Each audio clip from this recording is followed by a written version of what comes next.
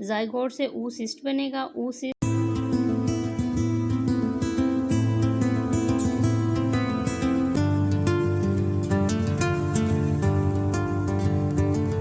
अस्सलाम वालेकुम स्टूडेंट्स, आज हम life cycle of malaria parasite Plasmodium के बारे में डिस्कशन करेंगे।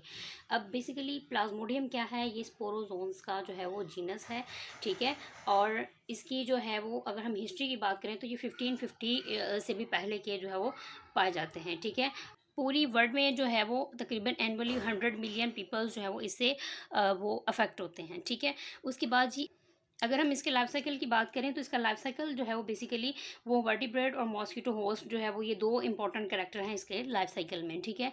उसके बाद जी अब लाइफ साइकिल की हम फ्लोशीट डायग्राम देख लेते हैं कि सबसे पहले जो है वो शाइजोगोनी होगी लिवर सेल्स में, ठीक है, होस्ट के लिवर सेल्स में, और उसके बाद उसके आरबीसीज में होगी। उसके बाद जो है वो गेमेटोगोनी का प्रोसेस होगा। गेमेटोगोनी के प्रोसेस में 2 टाइप ऑफ गमीट्स बनेंगे। गेमेटोगोनी हमें पता है कि गमीट फॉर्मेशन होती है, तो इसके रिजल्ट में जो है वो 2 टाइप ऑफ गमीट बनेंगे, माइक्रोगेमेटोसाइट्स और मैक्रोगेमेटोसाइट्स।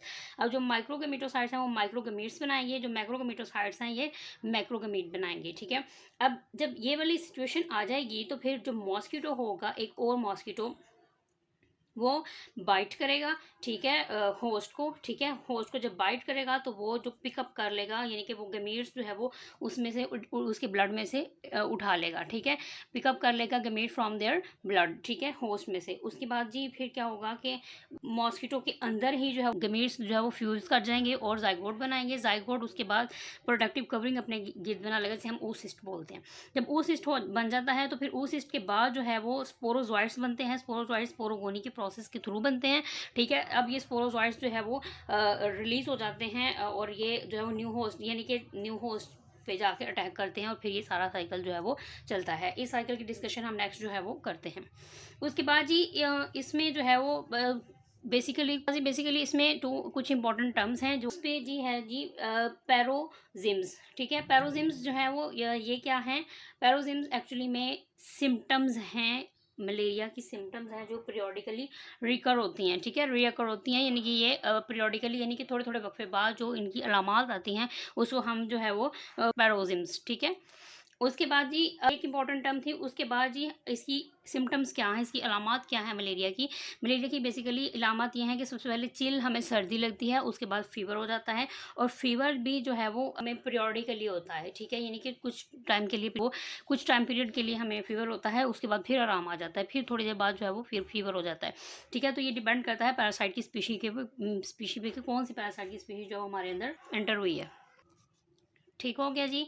इसी आगे उसके बाद मलेरिया की अगर हम सिम्टम्स की बात करें तो ये इसमें चिल और फीवर होता है, ठीक है। उसके बाद जी फीवर हमें कब होता है, फीवर एक होस्ट में कब जब अपीयर होता है, बुखार की अलामत कब होती है, जब पैरासाइट मेच्योर हो रहे होते हैं, ठीक है, और आरबीसीज रप्चर्ड होते हैं, आरबीसीज जो है वो रप्चर होते हैं, और उसके बाद क्या होता है, टॉक्सिक मेटाबोलाइट्स जो है वो रिलीज होते हैं, ठीक है, टॉक्सिक मेटाबोलाइट्स जब रिलीज होते हैं, ठीक है। उसके बाद जी हम ये फीवर, जब ये 3 सिचुएशंस होती हैं उसके बाद हमें जो है वो फीवर होता है, ठीक है। तो अब हम डिस्कस करेंगे प्लाज्मोडियम की 4 टाइप ऑफ स्पीशीज, ठीक है। इसकी 4 तरह की स्पीशीज़ हैं, Plasmodium vivax, Plasmodium falciparum, Plasmodium malaria और प्लाज्मोडियम ओवेल। अब प्लाज्मोडियम विवेक्स के बारे में हम देखेंगे, विवेक्स के बारे में कि एक्चुअली ये इसका जो पीरियोडिकली रोगजिम है वो कितना टाइम के लिए होता है, इसका 48 आवर्स के लिए होता है, यानी कि 48 आवर्स तक हमें जो है वो सिम्टम्स रहती हैं, यानी कि अगर बुखार हो गया है, हमें फीवर हो गया है, तो 48 आवर बाद फिर पीरियोडिकली वो हमें फीवर होगा, ठीक है। तो ये जो प्लाज्मोडियम फेल्सीपेरम है और ये बहुत ज़्यादा विरुलेंट फेज़ है, ठीक है, यानी कि ये बहुत ज़्यादा विरुलेंट है, ये बहुत ज़्यादा ख़तरनाक होता है, ठीक है, ये बहुत ज़्यादा ये मोहलक भी हो सकता है, फैटल भी हो सकता है। उसके बाद जी प्लाज्मोडियम मलेरियाई है, तो ये जो है वो तकरीबन 72 आवर्स के बाद इसकी जो है वो पीरियोडिकली पैरोक्सिम होते हैं, ठीक है, इनकी 72 आवर्स का इसमें ड्यूरेशन होता है। 72 आवर्स के बाद फिर हमें फीवर होगा, फिर फीवर से जो है वो ठीक हो जाएगा, उसके बाद फिर 72 आवर्स के बाद जो है वो हमें अगेन जो है वो फीवर होगा।